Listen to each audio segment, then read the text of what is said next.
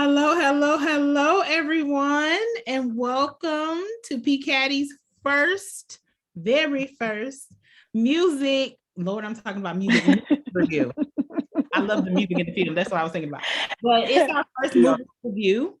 We're looking at Hidden Figures, which was a phenomenal movie about some wonderful sisters that were working at NASA in the 1960s. And so plenty of themes and conversations. But before we get started, I'm going to let Marcella Mapp introduce herself. Cool.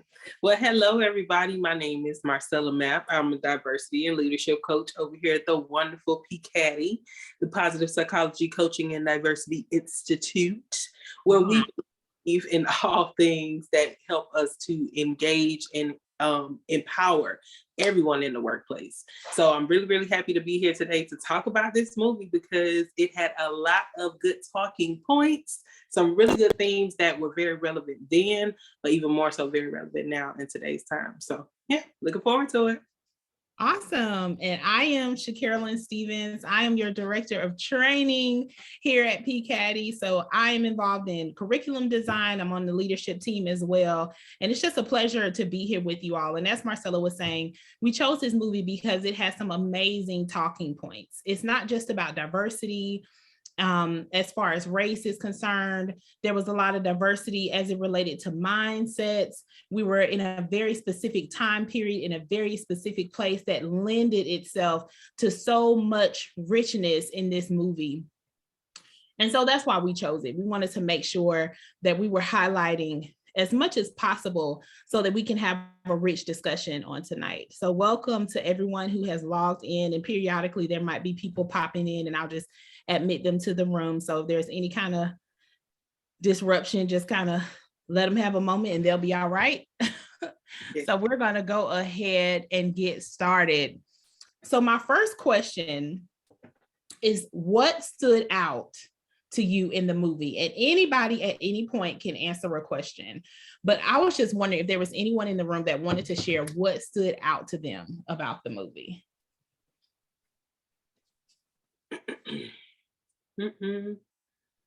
No one. I'll kick you off. Go ahead. Okay. So I can't remember when I saw this movie, but a couple of years ago I saw this movie, and I watched it again this afternoon just so it was fresh in my mind.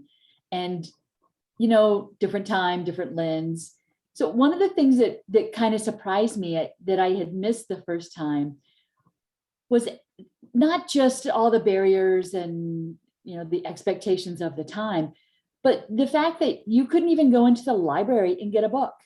You know, as she was standing in the library trying to pick out the book that she needed to learn Fortran so that she could, you know, further her job skills.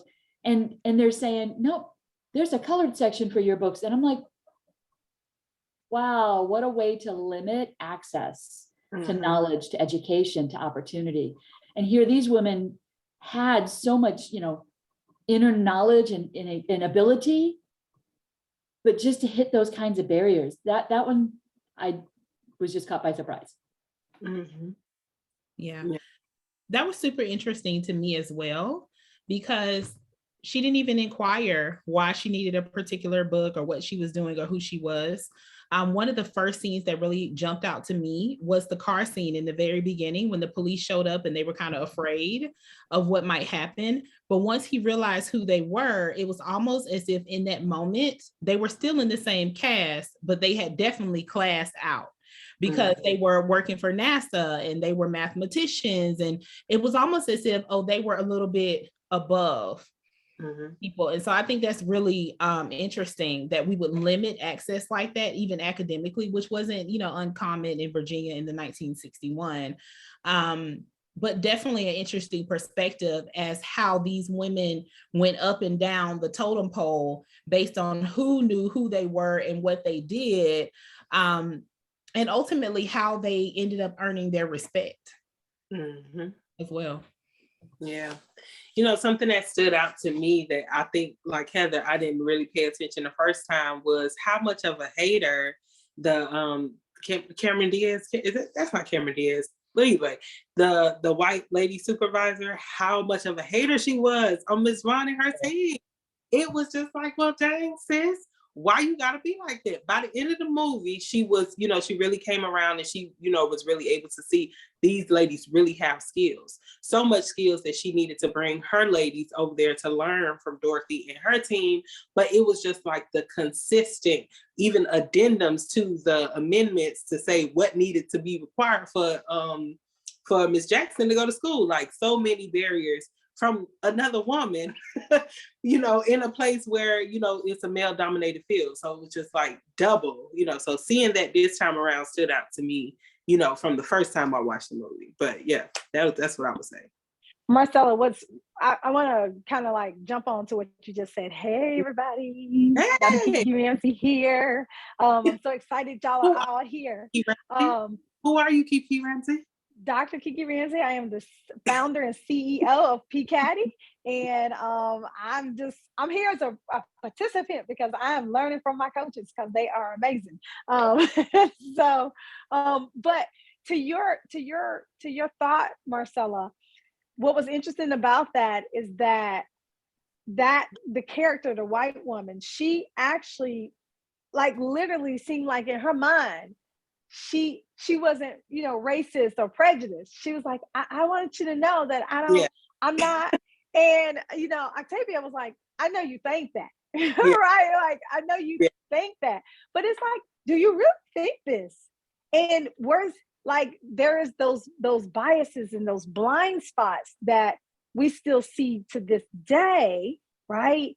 Even in corporate America, where people still think that, and they don't want to listen to what other people have to say. Like, no, you got some real biases. You really do have some real biases. But how do you then break through to a person who don't think that they do? Yeah. And I think Dorothy Vaughan, she did a really good job of breaking through, because it wasn't so much of the things that I would say or what, how I would get back at you for being nasty to me. She did, I'm going to put my money where my mouth is. I'm going to show you I deserve to be here. She knew and saw a need and she met it, just like, women do. I see something wrong. Let me go in here and see how I can fix it. But not only did she do that, she made sure that she taught herself so she could teach her team so that she can get the equality that they needed for the opportunities that they weren't being afforded. Yeah. Wow. Yep. And I think what's interesting about that comment is that we have an expectation a lot of times that despite race, creed, whatever, that women, people of the same gender, will stick together. So that wasn't shocking, but it was shocking, right? Because the women that were interacting with our hidden figures were, in some senses, might not have thought that they had a bias or that they were racist. But sometimes we don't think about the fact that these women had fought to be where they were too. And so based on the culture of the company and the culture in society, it's like, oh no, you're not going to take the little piece of the pie that I have worked to have. And so sometimes systems put us in a position where we're automatically and kind of naturally pitted against one another as it relates to forward progression. And so, everybody on here that knows me knows that I'm super girl power. I'm all about, the women and pushing the women forward. But sometimes it is disheartening how women have to battle one another for a seat at the table. Yeah. What's interesting is when I was doing my PhD, I studied this, right? I studied, positive psychology coaching and women in leadership. And what I realized was that the Black, the Black history movement, the women's history movement, it was all starting around the same time. And so Black women, not only had to deal with like a racial divide that they were dealing with, but also being a woman. And even then, although those movements started, that we still had that other layer. So, we didn't go deep into intersectionality and all of that because we have so many different things, even as women that we're dealing with.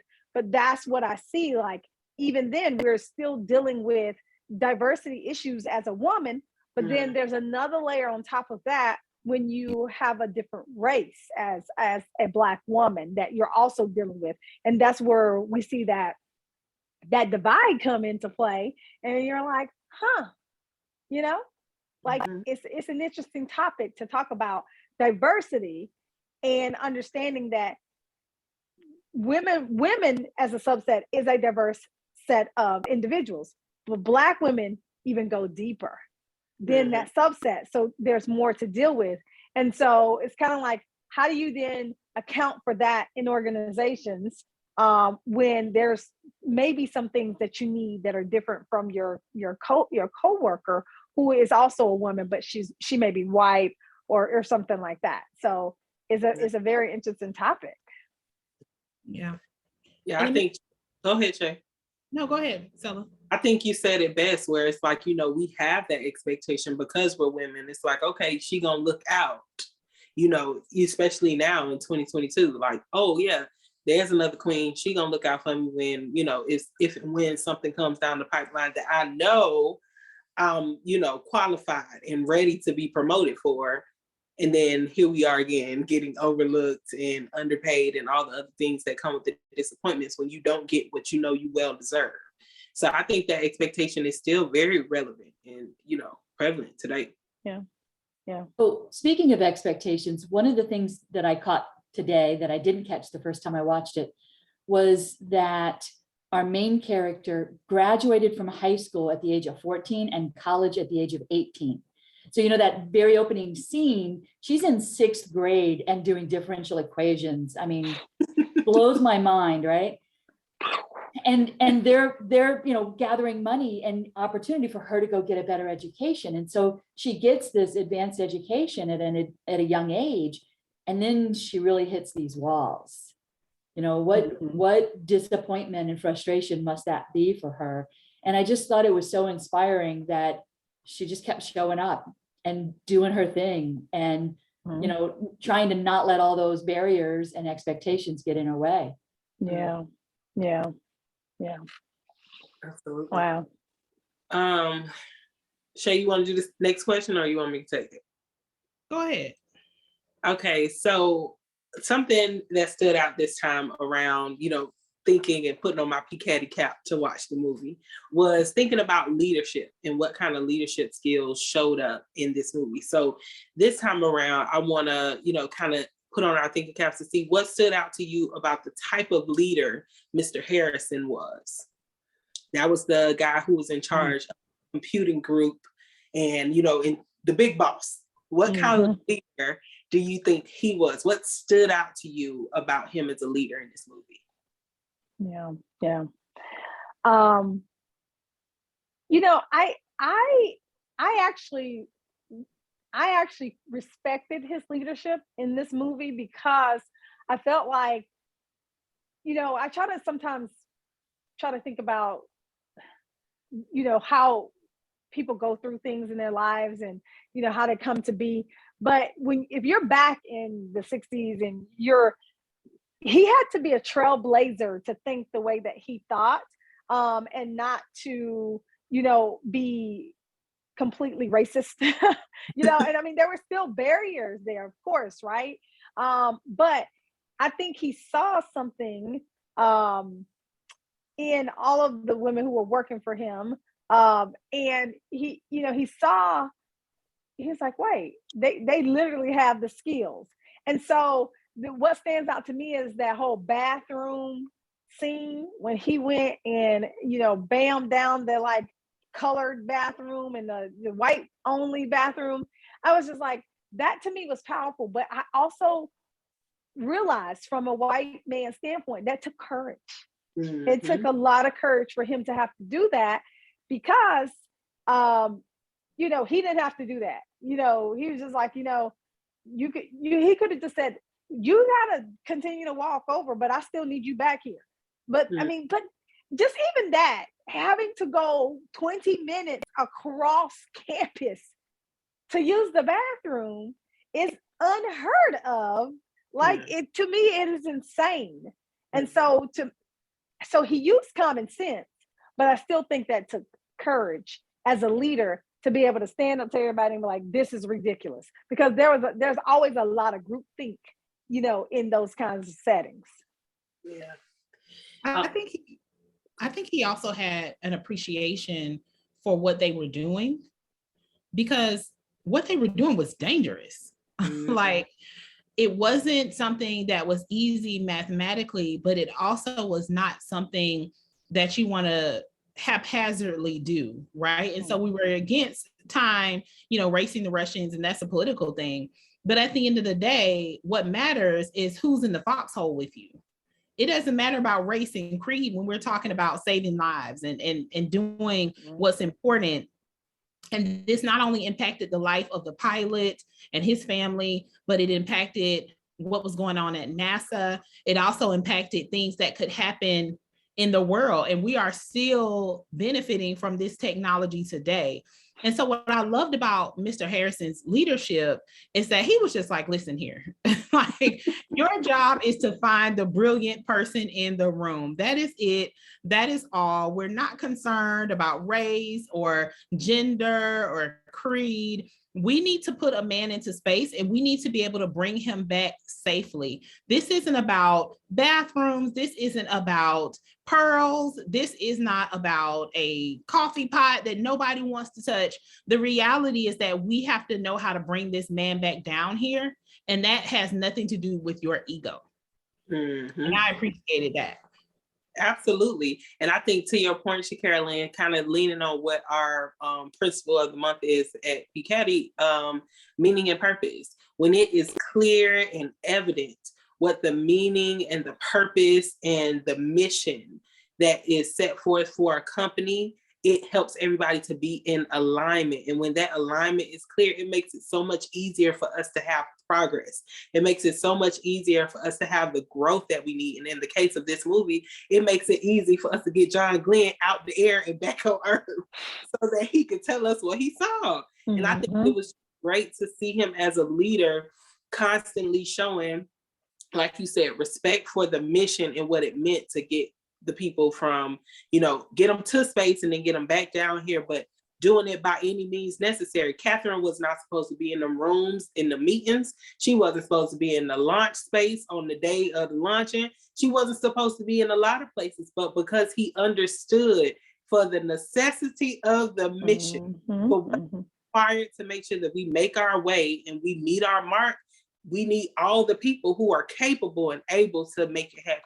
And I think that's what made him more of a standout leader in this place, because he understood meaning and purpose means I understand what's being put in front of me. And by any means necessary, I'm going to monopolize on the strengths of my employees every time.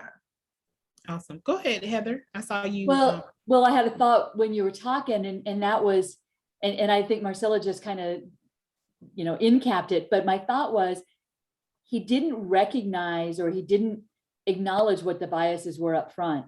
It was when the biases interfered with his meaning and purpose that he said, hey, this is getting in the way. You got to move it out of the way. The other leader, and I don't know if you were going to mention him, and I don't even remember his name, but Mary's boss, they're in that test area, and he's telling her, there's an opening, you should be applying for this engineer position. And she's like, if I was a man, I'd already have this, but I'm a Black woman. I'm not supposed to be this engineer. But he's really the one that mentored her and encouraged her to go get that training, to go on and apply for that position and be the first woman to get it. Yeah. Look at what she had to go through to even get into the classroom. To even get into the classroom with all the men, and they're like, wait, this curriculum wasn't designed for a woman. I mean, it's curriculum, right? Like, what you got to do to it to make it be designed for a woman? I am just as smart, if not smarter, than any of these men in this room. And it's just, but to even be her, to fight the courts, to go, to do all that, to be like, I belong here, and I'm going to sit in the front of the room in this classroom with all these men looking at me like I'm crazy. Wow. Wow. Yeah, I thought that was a neat point too, because I think it was the judge that said to her, sit in the back of the room, but she got in the room and the only seat was in the front. So she took it. And I think what was interesting about Mr. Zelensky, and that was Mary's boss, is that he opens up saying, hey, I'm a Polish Jew. If I can do it, so can you. And it's so interesting because sometimes people come to the US and like Mary was saying, the bar keeps moving. And so it's almost as if we're in a line based on race, but people can come from outside and still keep jumping the person that's in the back of the line. And that typically is a Black woman, right? Or a person that's in the minority. And so I thought that was really interesting that he didn't even have the concept.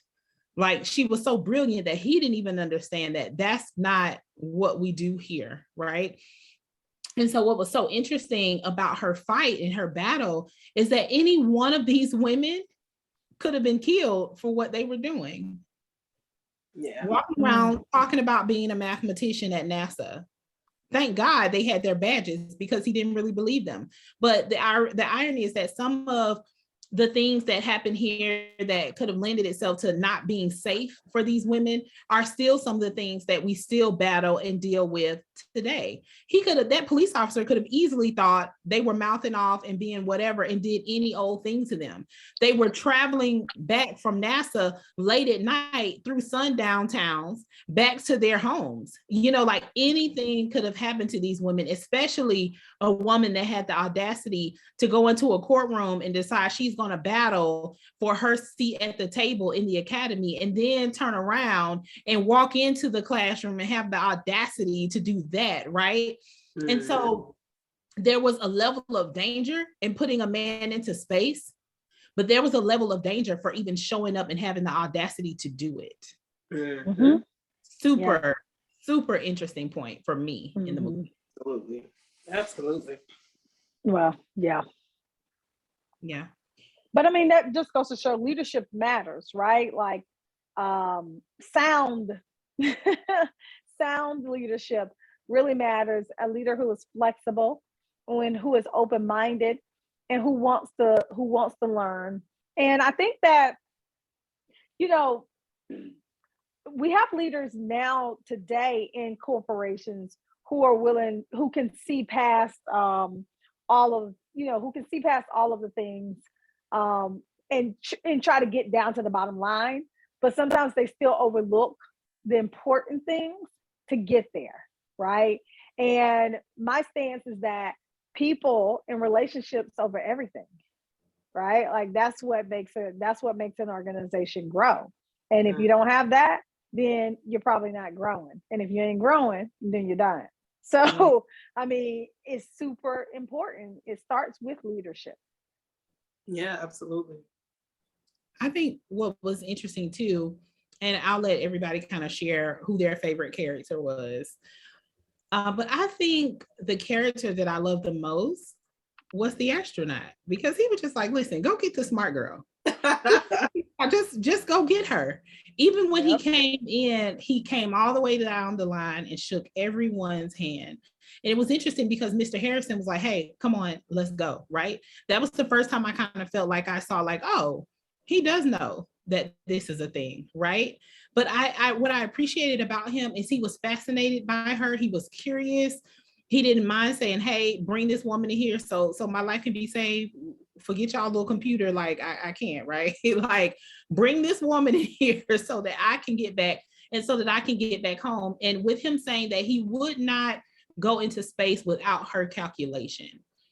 That was such a pivotal point because it let everybody know what time it was for him and about her brilliance and the kind of faith that this man that they were all kind of ogling at, the kind of faith that he had in her, this person that they respected. And sometimes it only takes one person to be in the room to shift the tide.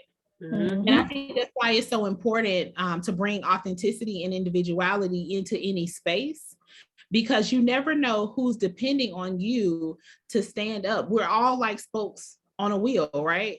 But if you start removing them, the whole wheel is weak. And so I truly love to for that fact, because he came in and he was not concerned about any of that stuff. And then it pops back to who do you want in the foxhole with you, right? Because this person was a military person, right? And so he had already experienced what it was like to be in battle and to have to depend on whoever can get you out, rather than working to try to figure out who's going to be politically correct to help save your life and back you up. Mm-hmm. So who are y'all some of your favorite characters? I'm wondering. I think I'll have to go with Dorothy. And I think it's just the boss lady in me where I just love to see when a woman just boss up, honey. I love that, the scene in the car when she's telling Catherine, when Catherine's doubting herself, you can outcompute all them people by hand. You just make your mind work as fast as you may make your hand work as fast as your mind is. And telling, Mary to go ahead and do what she got to do. Stop talking about it. She was like, well, I already sound like a supervisor, don't I? So it's like she up after somebody had gotten sick and she'd been doing the job and like that taking on a role like that and continuing to push forward because she knew if she didn't, the colored computers would have continued to just get minimum work.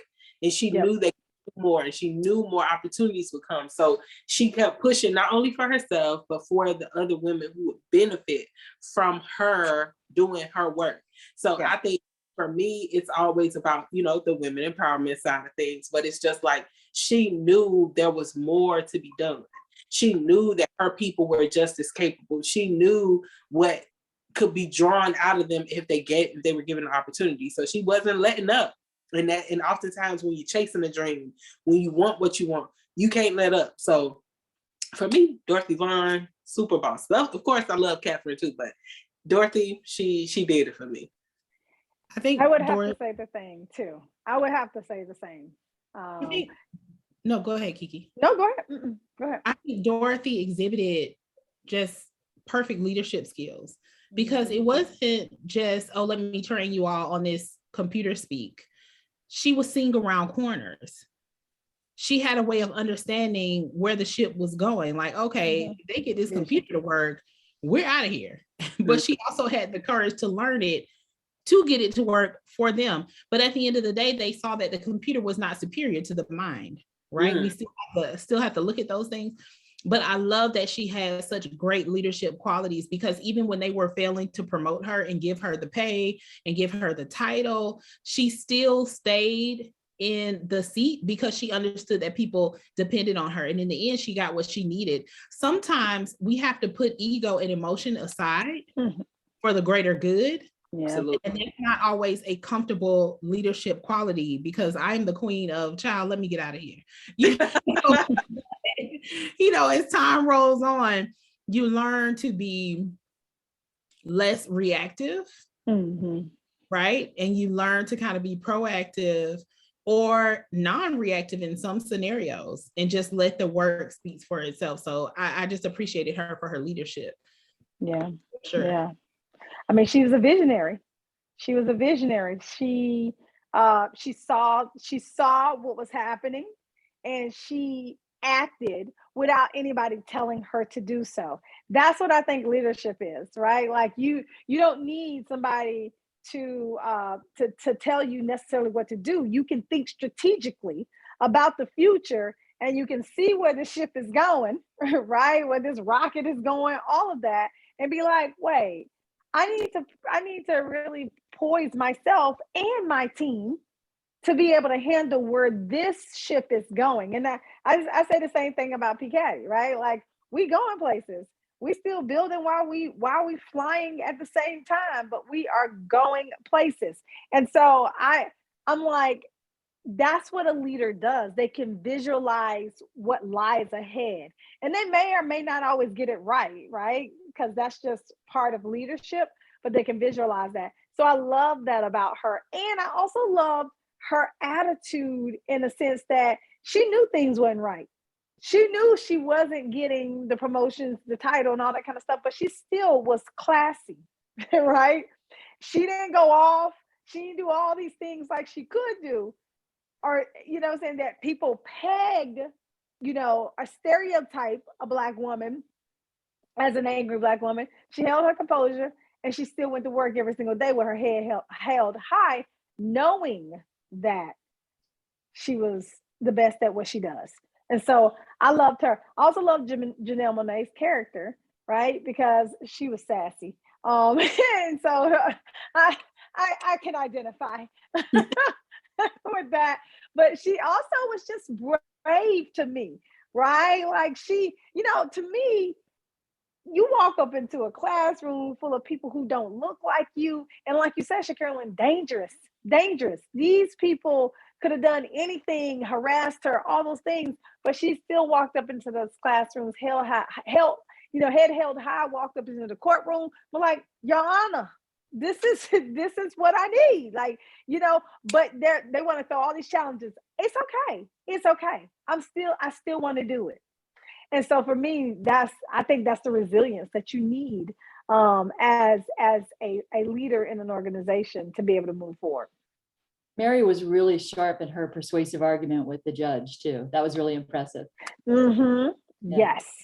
I would say that I identified with Dorothy the most, and I identified with her as a servant leader. So like you said, she definitely had that vision, and she was working for the future, but she was always bringing her team with her. She was always taking care of the team. So, yeah, love it. I can appreciate that as well. And there were two characters that I totally don't want to leave out, but the husbands, right? You had one husband that was like not supportive, like had bought into, he wanted revolution, but in the same breath, it's like just not for his own wife, right? And then you had this soldier, that was coming in to build a duty station in their city, that came in and didn't fully understand that, hey, they hired us at NASA, not because we wear skirts, but because we wear glasses. And I need my glasses right now to push him up on my face.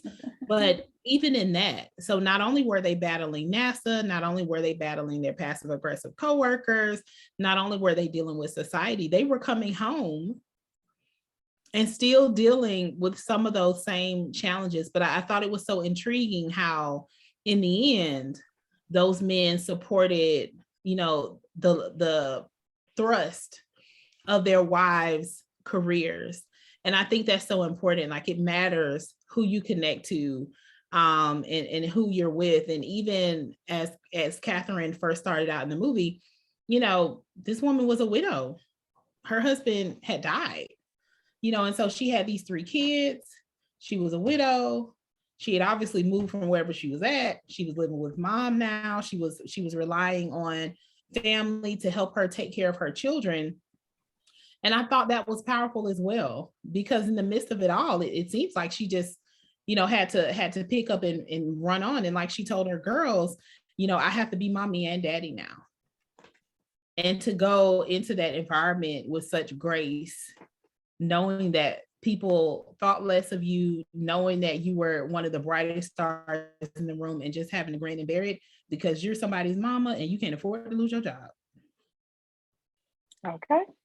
Everybody got to look at like, that is universal. Color to that. Mm-hmm. Yeah. And even for her to be open for love again, right? Like to even be open to. Thanks to Mary. Yes, having, I love that. And very clear about, what she needed and expected, how she wanted to be treated.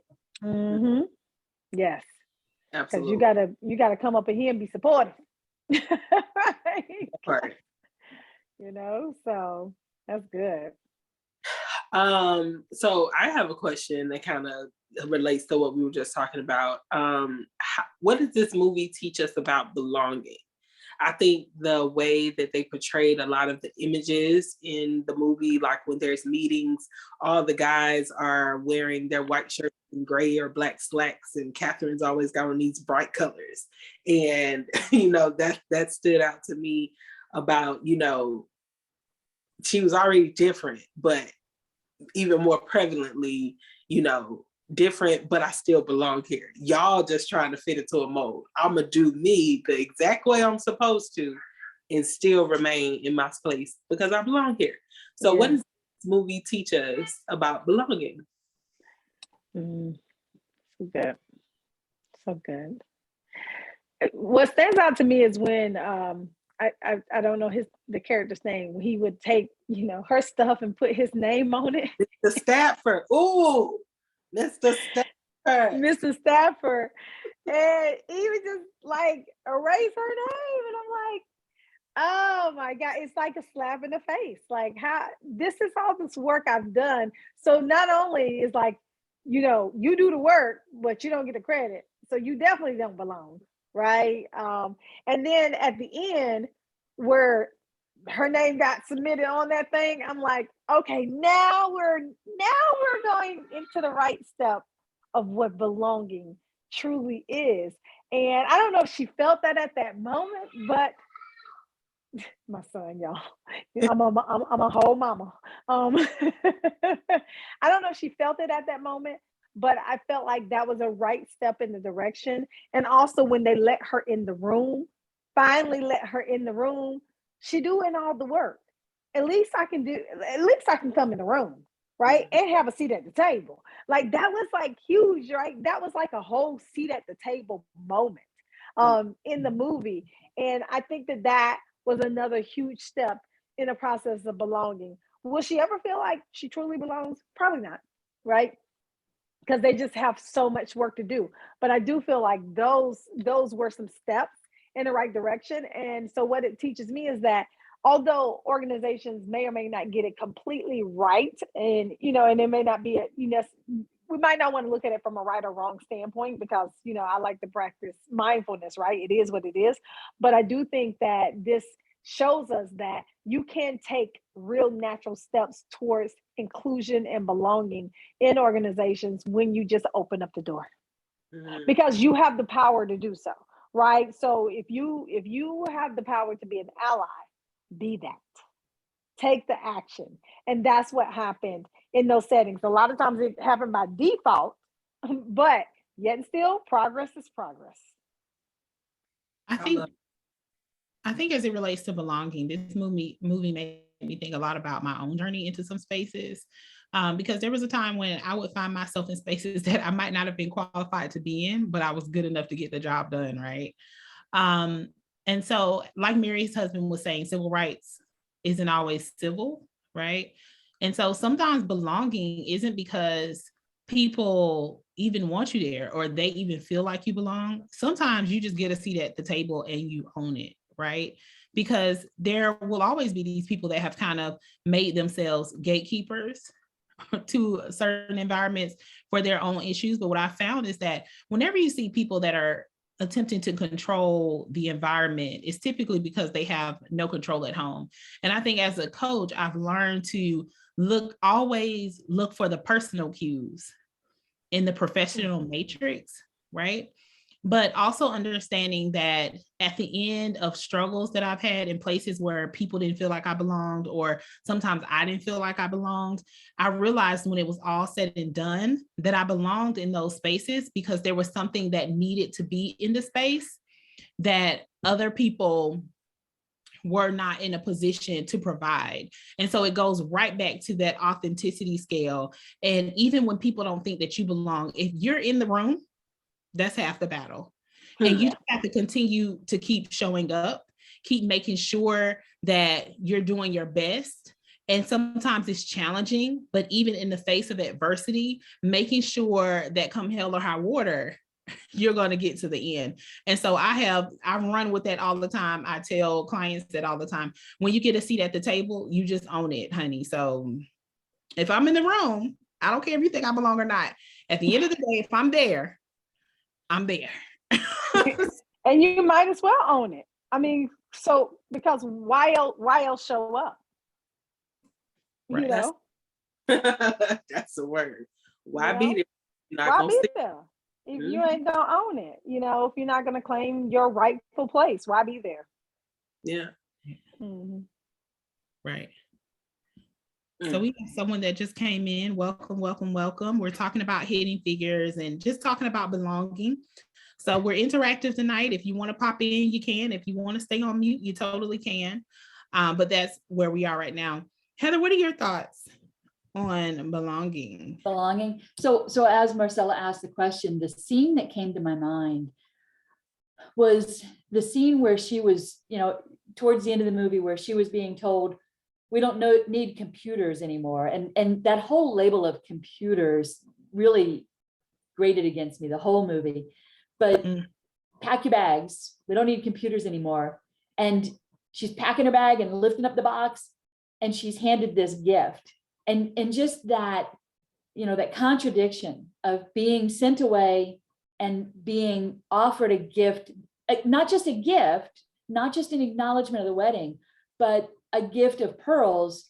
To me, the pearls represent that sense of uniformity, or giving them represents a sense of inclusion in that circle, because all the women are allowed to wear one strand of pearls, but she didn't have one, and it makes me think about the importance of really claiming that you belong there. It's one thing to have somebody say you belong. It's another thing to claim it internally. Mm-hmm. I love that. Yeah. Mm-hmm. To me, the pearl said, "We see you. We heard you." That was such a powerful moment when she talked about how far she had to go for the bathroom, and not even being able to ride the bikes that everyone can ride, with her papers in a dress, a tight fitted pencil skirt dress with heels on, running back and forth, rain, sleet, snow. And then y'all have the audacity to give me a colored pot, right? And so I'm supposed to wear a skirt below the knee and a string of pearls. I can't even afford that with what you pay me, right? But we can kind of infer that the rest of them were being paid fairly in that environment. And so when she handed the string of pearls, it just touched me so deeply. That was one of my favorite scenes, because it really, to me, said, okay, we see you. And even knowing that, his wife probably picked out the pearls, right? And who actually got the pearls, whose idea it was, Mr. Stafford. We all went Harrison. Right, right. No credit. He ain't do nothing good to and so, like, when we think about that, and that was what they wanted to do for her on such an important occasion, it just said to me, we see you. Yes. And sometimes that's a part of belonging, telling somebody we see you. It's a part of meaning and purpose, right? Like it's the essence of meaning and purpose. It's like, oh my God, I see you, I belong, and that cannot be discounted in any conversation, in any organization. People don't understand how important it is to belong and to have that meaning and purpose, and for somebody to say, you know what, you matter. Mm-hmm. You matter. Yeah. Sure. And one of the questions that also came up for me is, what would you sacrifice to shift status quo? Because some people made some major sacrifices in this movie to make sure these women had their just due. What are you personally willing to sacrifice? Or if you have any examples of a time when you did? I don't think I have a personal example, but I can think of an example of a company that I think shifts the status quo by standing on what they believe and, riding into the wheels fall off. Chick-fil-A. A lot of people told them, shut down on a Sunday? Oh, why would you do such a thing? Oh, why would you do such a thing? Shutting down on a Sunday. And for them, it was a non-negotiable. You know what I'm saying? It was a non-negotiable. It's like, not only is it a family thing, but it's a faith thing. And we believe in our products. We believe in the quality of what we do. We believe in our mission on what we're trying to do here. So yes, we'll sacrifice this Sunday to make sure that our workers feel well appreciated, to make sure that we can pay our people well enough for the time that they're here, to make sure that we're giving our customers a very good product each and every time they come into our lines. So I would say sacrificing, that I can recognize from a company standpoint, I'd say it's a good sacrifice, because I ain't never seen one with a short line. So, Well, I will say this. I always want a biscuit on Sunday. always. They got the business plan where you will think about them on Sunday, but you can't get. They do. Yes. That's really what I want Chick-fil-A too. That's truly what I wanted. But they didn't ask our permission. And I love that. Chick-fil-A didn't care what y'all said about their Sundays. No. No. And they made it very clear. They made it very clear. And I think that that's good. And I think that's good for any organization. Is like, you got to have values that you stand on. You have to have a mission. You know, PCaDI's, you know, our vision is to change the face of leadership in America. You know, that's our mission. Our mission is to really create more courageous and belonging, you know, individuals in organizations, right? Like that's our mission. And so we stand on that. And every time we have a coaching conversation, every time we're having a leadership conversation, those principles and that mission and that vision is behind everything that we do, because we want that to happen. And I think that has to happen in organizations, period, for organizations to be successful. Absolutely. Sure. Anyone else want to share a time when they had to sacrifice to shift status quo in an organization or personally? Hi, Lenore. Thanks for joining. Hi. I see you. Almost forgot. Well, we're glad you're here, honey. We're talking about what we are willing to or what we have sacrificed in the past or even in our present to shift status quo. So that's kind of where we are right now. Lenore, if you wanted to jump right in, it's interactive. Feel free.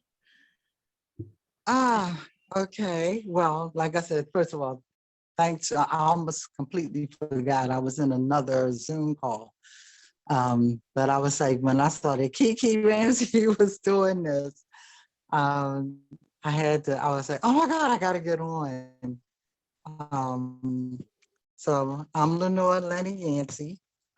Kiki Ramsey kind of got me looking at my future, I don't know, 2 years ago, Kiki, I think. And since then, I've written my memoirs. So I have a book out now that's called Broken Wings of Ultimate Memories Unleashed. And it's my memories from the age of 3.5 up through 50. And I'm working on the sequel right now for this, working on trying to be like, put in order, because like many of us, I'm multi-talented in a lot of areas. But the two that I'm concentrating on right now is being an author and being a speaker. Thanks to Kiki, I'm also doing a certification course for to be a certified influencer speaker and mindfulness. But I've been through a lot. In just this last year. Kiki, I know I haven't talked to you, but I relocated from Maryland to Virginia. And now I'm ready to go back to Maryland because I'm just not feeling this. Well, I have 6 grandchildren and 2 great-grandchildren. And I understand better now after all these years how Dorothy felt when she got stuck in The Wizard of Oz, that she wanted to go home, because I make friends easily. I'll talk to a blind man and a deaf man and we'll be friends before it's all over. But in the 3.5 months of being down here, I've kind of made a recluse of myself, because I really am concentrating more on trying to get where you all are right now. Because I have never been unemployed for more than 2 weeks since I started working at the age of 19. I turned 64 the end of December. And I have been unemployed right now for the last 14 months. So it's taken its toll on me with early Social Security and trying to make ends meet. But I'm not going to complain. I was like, because God still got me. I'm still standing. I still got a roof over my head and I still got my car. So the things that matter. But I'm glad that I got on before you all finished. I was like, when it popped back up on my phone, I'm like, oh my God, I got to go. So yes, so that's who I am. That's where I am right now.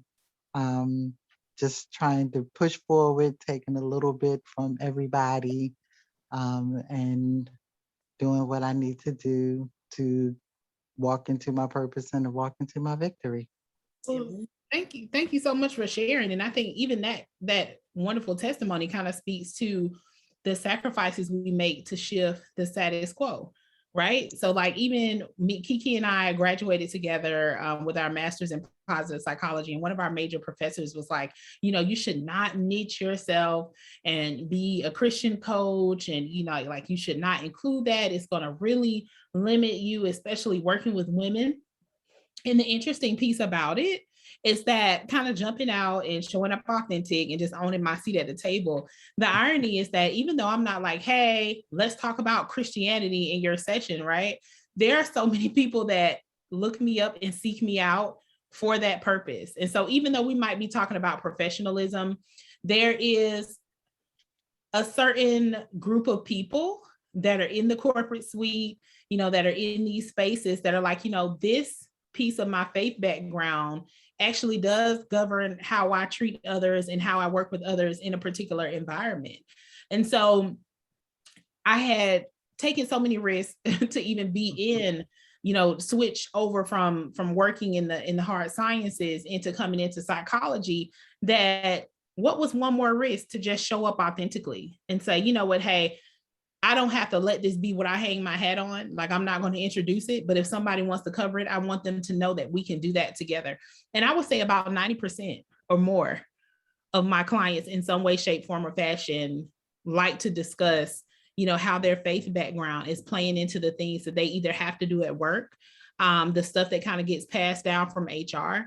You know, these types of things matters, and these little shifts that we do to kind of push status quo out. And I'm grateful that as a coach, I get to be in that space with a lot of my leaders. It goes back to belonging and being able to show up as your whole authentic self. I love that. Thanks for sharing that. For sure. Definitely. For sure. For sure. So I'll say, like, as we are bringing our time together to a close, kind of leaning on what Shacarolyn just spoke about, how, you know, the belonging piece and how you have to sometimes take those risks, and so many lessons that we learn from the movie Hidden Figures. Question, what do you take away from this movie? I know we already, you know, brought up a lot of really great lessons, but as a coach, as an employee, as a person who's a part of an organization, what do you take away from the movie Hidden Figures? Well, I love the movie, so I've probably seen it 10 times. My takeaway has always been their tenacity to not give up, especially the lead character, being a, you know, a Black female amongst white corporate men, and not letting go of her beliefs, her morals, and what she knew that she could do. And just, you know, just being present, you know, just being present. Like, you know, I don't care what you all say, you don't have to give me the coffee. I don't care if I got to run 5 buildings and go to the bathroom, but guess what? I'm going to do what I was assigned to do. And I try to, you know, I think we all at some point in time in our lives, when it's something that we really, really want, we'll move heaven and earth to make it happen. And that's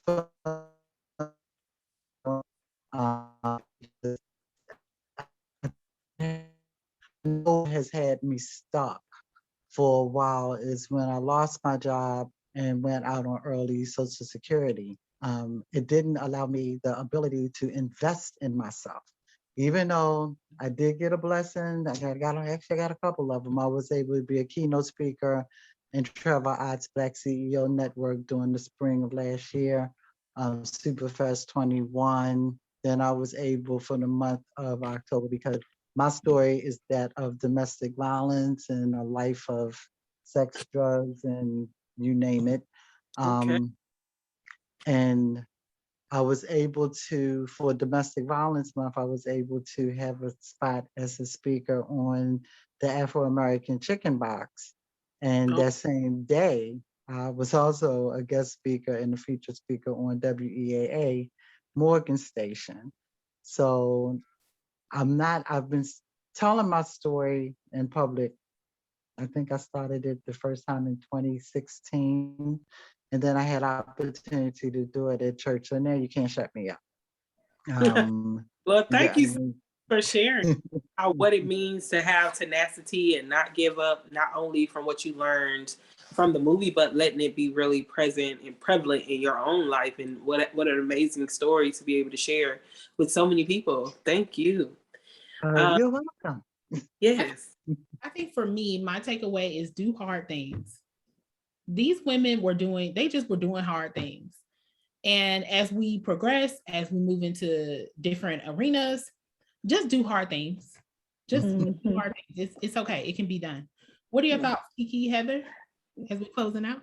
Yeah, no, I mean, the resilience that they have and the courage that, they all have, and just to be able to stand up for what you believe in and to believe in yourself, right? Even when people don't believe in you, because you're going to walk into some rooms where people don't believe in you based on whatever, your skin color, your size, your gender, your religion, all of that. You're going to walk in a room and you're going to be instantly judged, because we all do it. But if you believe in yourself, it don't matter what none of those other people say or think or any of that. As long as you have that faith in yourself to get the job done, then you're going to get the job done. And that's what I saw in those women, and that's what I take away from that. I would say my biggest takeaway is that sometimes you can't do so much of looking to the right and the left when you're on your journey. Walk your journey, do what you are supposed to do. And if you try to analyze what the impact will be just by you doing what you're supposed to do while you're in it, you'll miss it. So just do your part, do what you're supposed to do, show up, act like you belong there, because you do. And inherently you'll make the impact. You'll do and what you're supposed to be noticed for, what you're supposed to be remembered for, you will be. So walk your walk and, do it shoulders back, head up. It's swish it, honey. But What are your thoughts, Heather? What's your takeaway? So one of the things that this movie illustrates or demonstrates for me, I shouldn't have led that way. So one of the things that frustrates me when people talk about diversity is that they're afraid by bringing in diverse people, they're going to lose something. They're afraid that the majority is going to lose something. And I don't understand that. This movie really illustrates that idea that you bring in diverse points of view, diverse experience, and you just add to everybody, like you were saying about the mission, that mission could have failed, could have had more and more failures. I mean, just what would have happened if they hadn't had brought in these women to help do all the computing and make sure that they were able to, learn how to use the new IBMs, be able to compute on the fly. Could we have gotten there eventually? Maybe, but what happens when we bring in diversity? It's amazing. Right. Well, we have hit the end of our time, and to kind of piggyback off of Heather, the Harvard Business Review wrote an article and did some research on diversity. And I believe the title of it is Why Diverse Teams Are Smarter. I would definitely encourage everyone to check that out. But we are so grateful that you thought it not robbery to spend some time with us tonight to discuss Hidden Figures. We have so many more movie reviews coming up. We have webinars coming up, lunch and learns, and we're launching a seminar in a few short months. So we're going to keep you up on that about positive, diverse leaders. But we are so grateful that you came to spend time with us. Please follow us on LinkedIn, honey, because we want you to get those notifications when we're doing great things. But I hope you enjoyed tonight. We're happy that you came, and we will catch you next time. Y'all have a good evening. Good night. Bye. Night. Thank you.